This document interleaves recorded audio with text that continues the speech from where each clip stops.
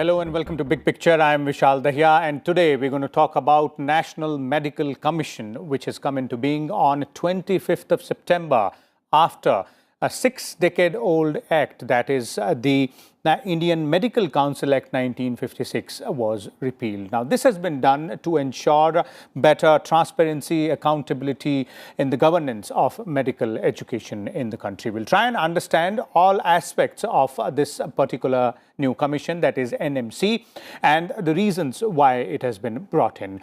For more on this, we're joined by a distinguished panel of guests. Let me first introduce them to you, beginning with Dr. Rajendra Pandey. He's the member of the new National Medical Commission. We also have with us Ms. Aditi Tandon, special correspondent from the Tribune, who looks after the health aspects. And we are also joined by Dr. R.K. Srivastava, who is the former chairman of the Board of Governors of the erstwhile MCI, that is Medical Council of India. Welcome all of you to Rajya Sabha TV. Let me begin with you, Aditi, and let's start by putting these things in perspective and context for our viewers.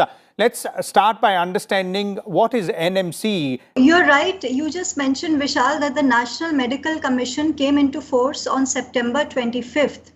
On the night of September 24th, the Centre notified the constitution of this very important commission.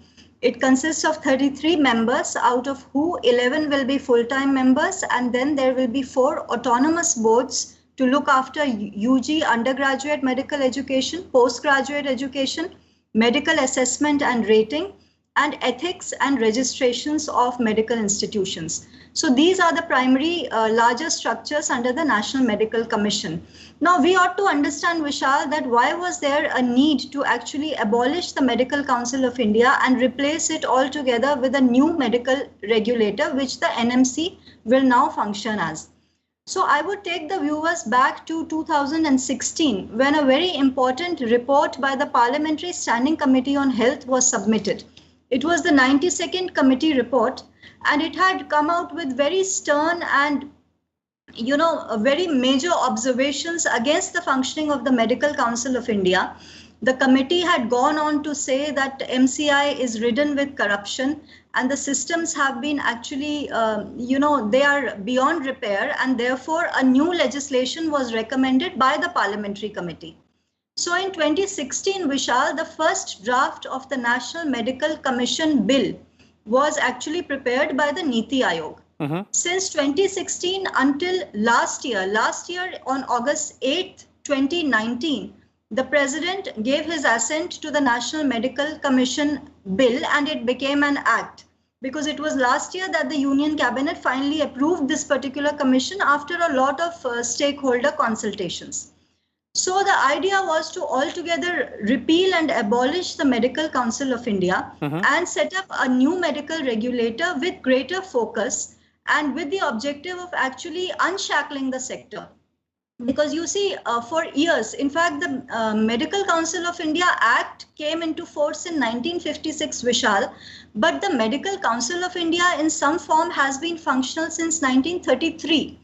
At that time, of course, it was a body of eminent doctors and specialists, that was another time. But over the years, the MCI became, ridden with corruption. It was an elected body. There were many question marks raised on the way they used to license colleges.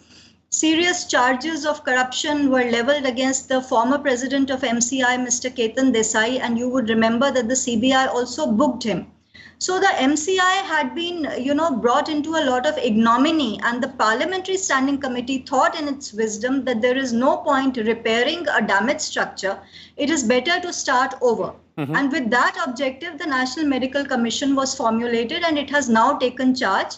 Dr. Suresh Chandra Sharma, who is the HOD of ENT in AIIMS, New Delhi, has been appointed the chairperson.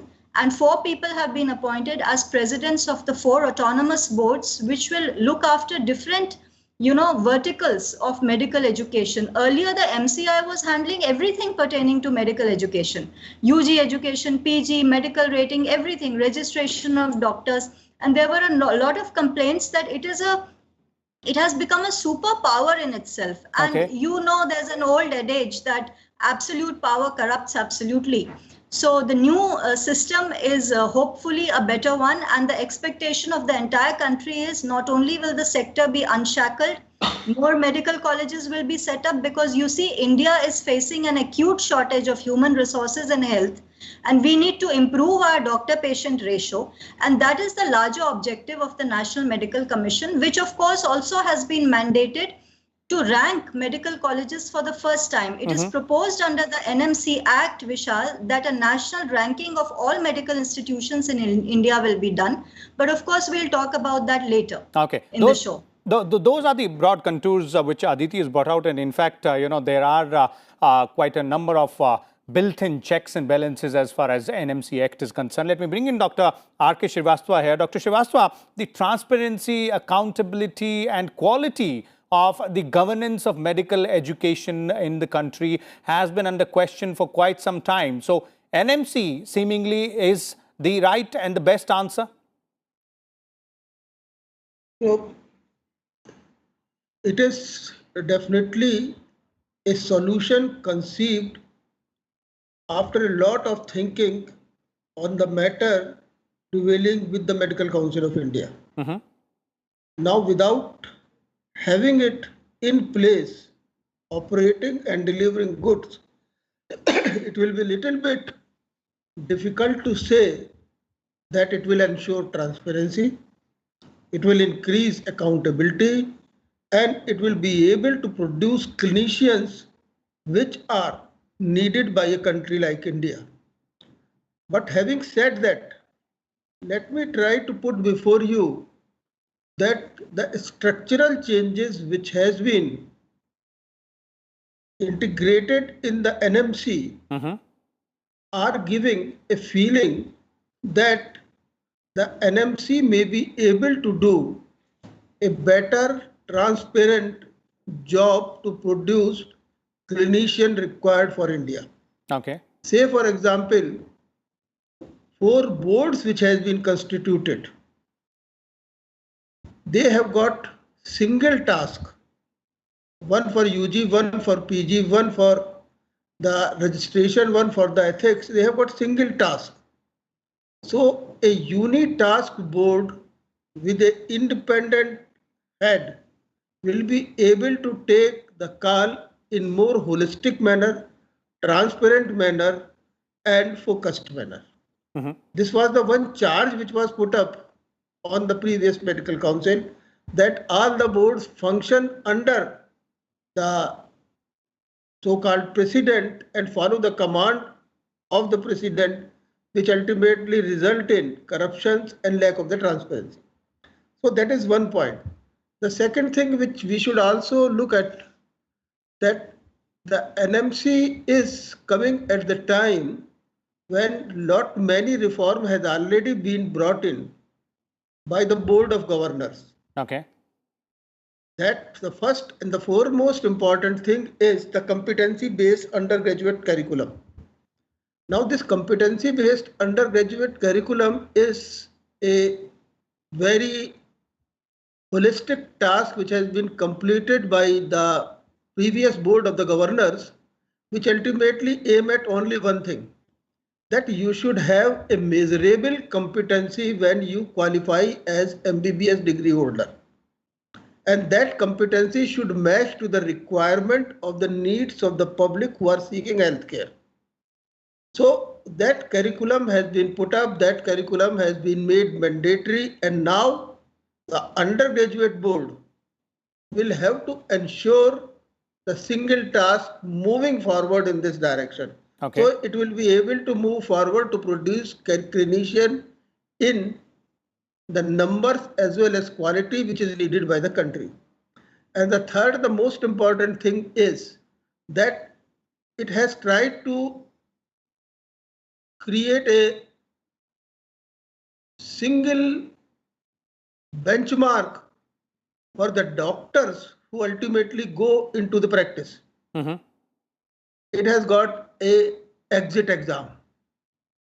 When you complete your all professionals, you have to pass through an exam which will be a test to judge the measurable competencies which allows you interstate mobility, which allows you doing care related to the various illness, which is comparable with each other and which is not at all below any type of standard. Okay. So having said that, I feel that all the three parameters which you have talked about, if this National Medical Commission, its four board, they function well and they are provided all that independence to operate and the money is adequately invested in it, I hope that in coming times, we will definitely be able to achieve the target with which this board has been, this NMC has been constituted. Okay.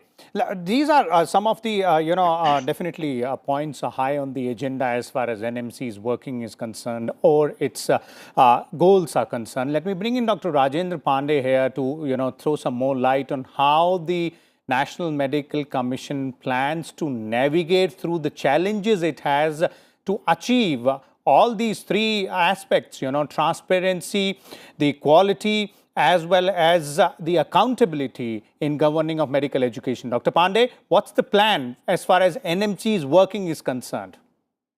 I mean, it has just been notified. The NMC is yet to meet and formulate how it would be working forward. But going by the task given to it, the consensus would be first to map out the human resource gap. And then obviously trying to bridge the gap between the requirement as well as what we are presently having. A time frame in which it can be bridged. That is the first goal. And then what relaxation can be appropriately made, maintaining the quality of education, so that the number of doctors that can be produced can be increased in shortest possible time. That is the first thing to do. Okay. And then inspecting those areas and finding the gaps in infrastructure and the time frame with talking to the states where it can be developed for that. That should be the first criteria on which NMC should be going ahead. Second thing, it is also important that paramedical personnel who would be working with doctors, they also need, their gap also need to be ascertained. And part of the curriculum which is mostly being done by the doctors, their curriculum is also not revised. And that needs to be done so that a greater task which presently the doctors are doing at the peripheral level can be taken up by those paramedics under the guidance of doctors. Okay. That would be second thing. And the most important thing with the society is expecting of weeding out the corruption in terms of registration of the colleges and then keeping a proper vigilance on this so that the appraisal of the execution of curriculum is taking place or not, so that the competence is ascertained and so that all the students who are passing out can be immediately productive in the society. And the most important thing is that a large number of students are being forced to go abroad in order to become a doctor from India. And this is what is to be ascertained and should find out that these people can be trained in India so that they are appropriately trained as per the need of Indian society rather than being trained in a foreign medical college. Okay. This is what we should be concentrating more on. Okay. But Dr. Pandey, if you look at, the features of this particular act or the powers which has been given to it, as Aditi was pointing out, quite a number of checks and balances there. Do you agree?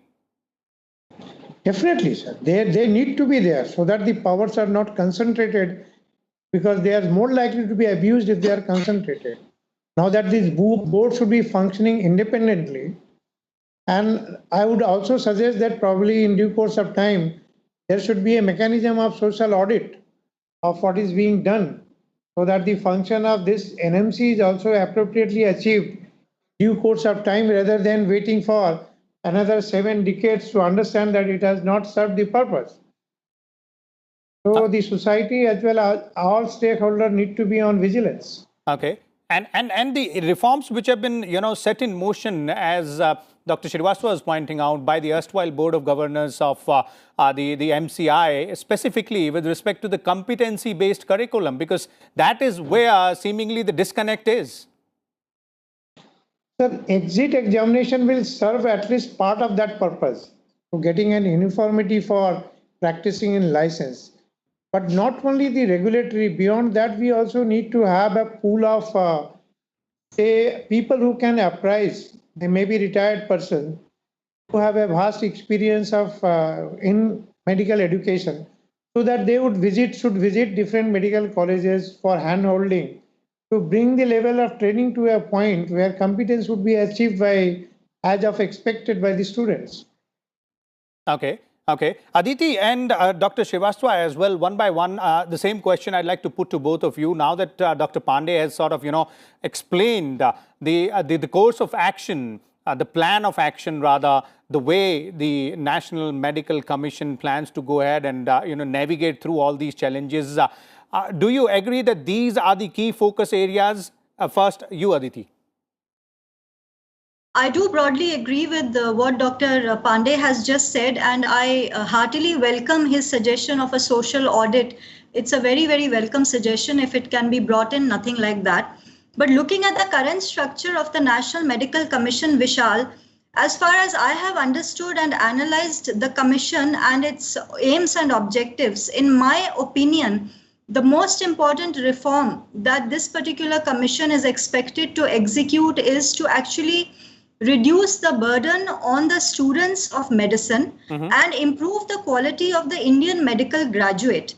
You see, ever since the Medical Council of India was set up, Vishal, the entire focus of the regulator was on the input. For example, hospital is set up, a medical college is set up, what is the infrastructure available, how many rooms are there, how many tables are there, lecture hall, land. Right now, the National Medical Commission is going to focus on the quality of the MBBS graduate who is going out of college. And that is the objective and the wisdom behind the National Exit Test. Now, you see, National Exit Test is not a simple test. It is a very big reform because this one test is going to serve three purposes. Not only will it serve as a uniform MBBS exam across India, you see, right now, every college has its own pattern for MBBS final exams, which is why the quality of the medical graduate coming out of a college in Uttar Pradesh may not be the same as the quality of the graduate coming out of a college in Karnataka. There are various standards of education in MBBS final examination.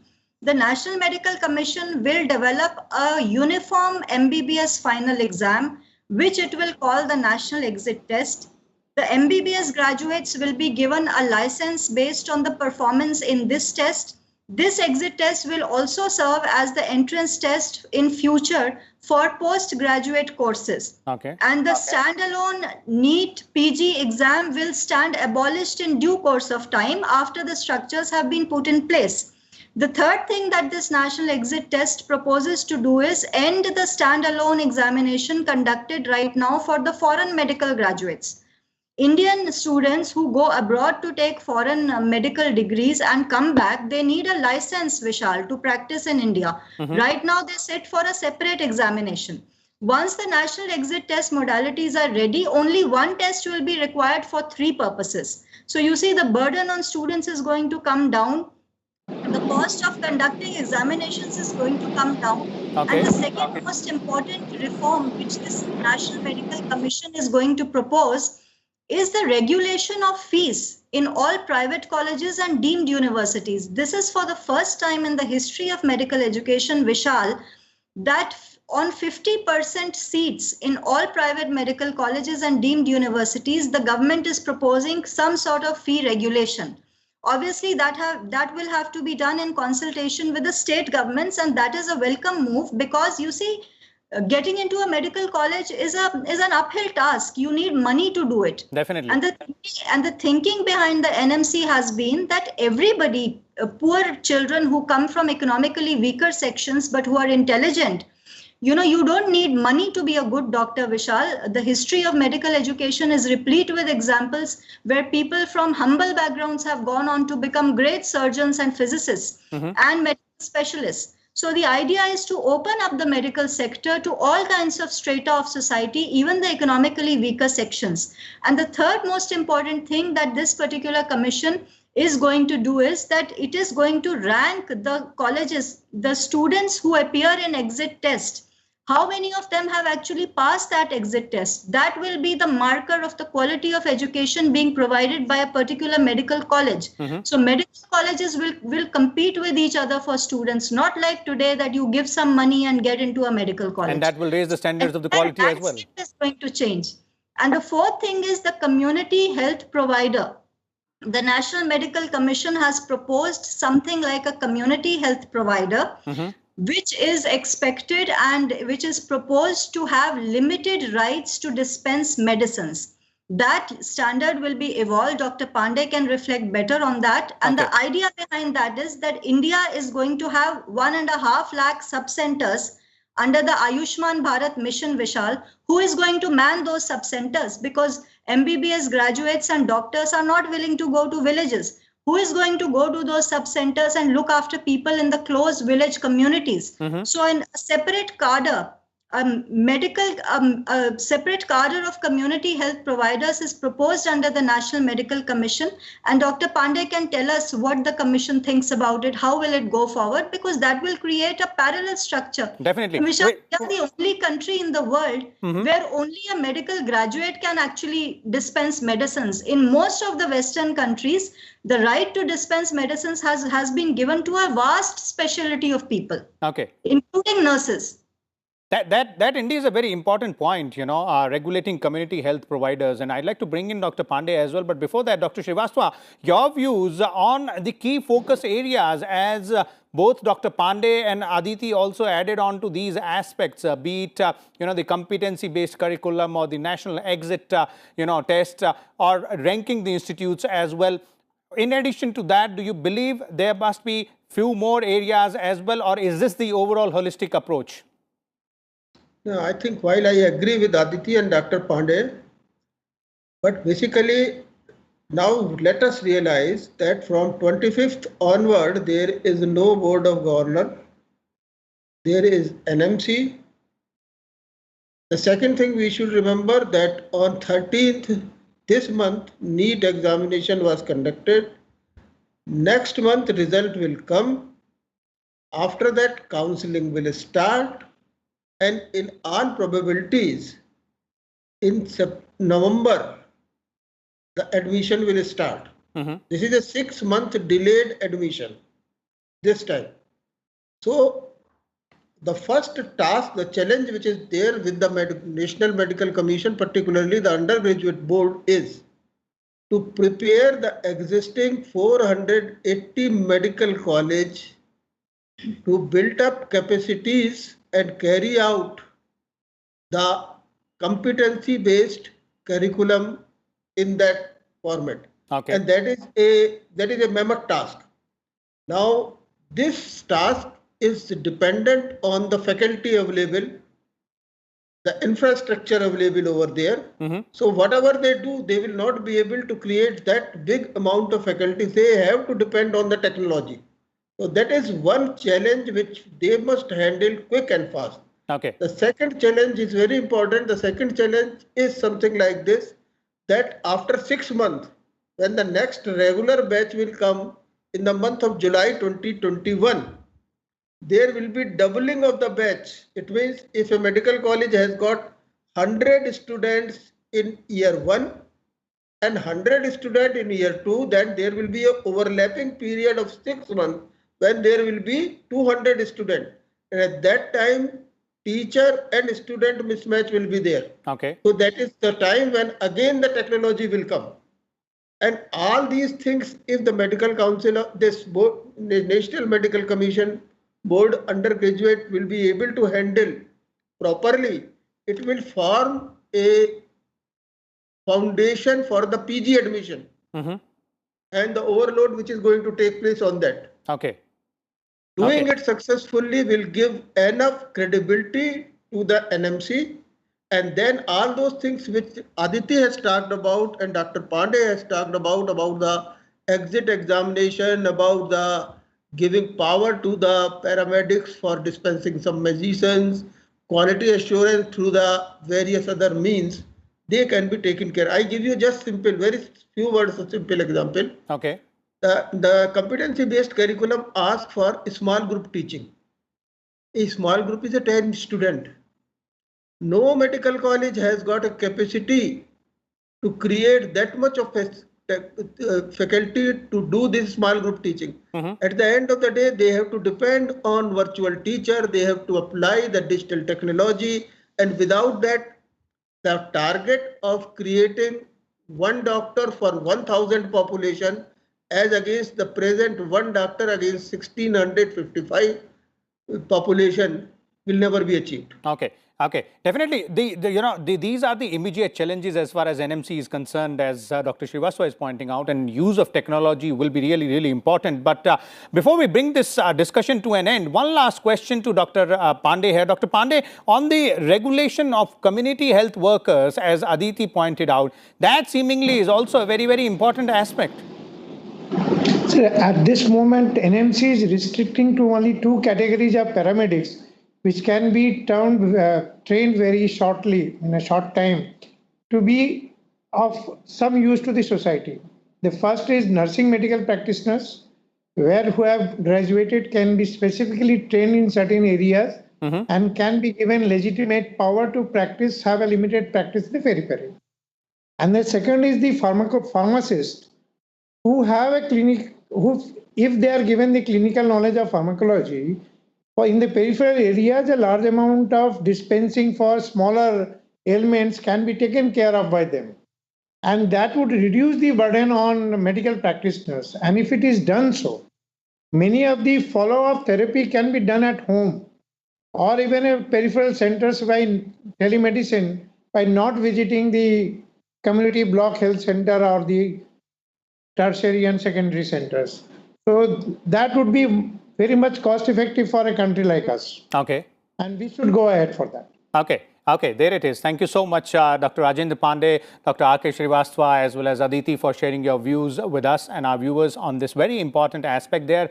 This is all about National Medical Commission, rather, which has been set up after abolishing the 6-decade-old act which had MCI with all the powers. Now, there are numerous challenges as far as this particular commission is concerned, and we will get to know as to how the NMC plans to navigate those challenges. But the act itself has a lot of built-in checks and balances and quite a number of powers given to the NMC to ensure that it brings in transparency and good quality as far as governance of medical education in India is concerned. Thank you for watching Rajya Sabha Television. We'll come back once again tomorrow.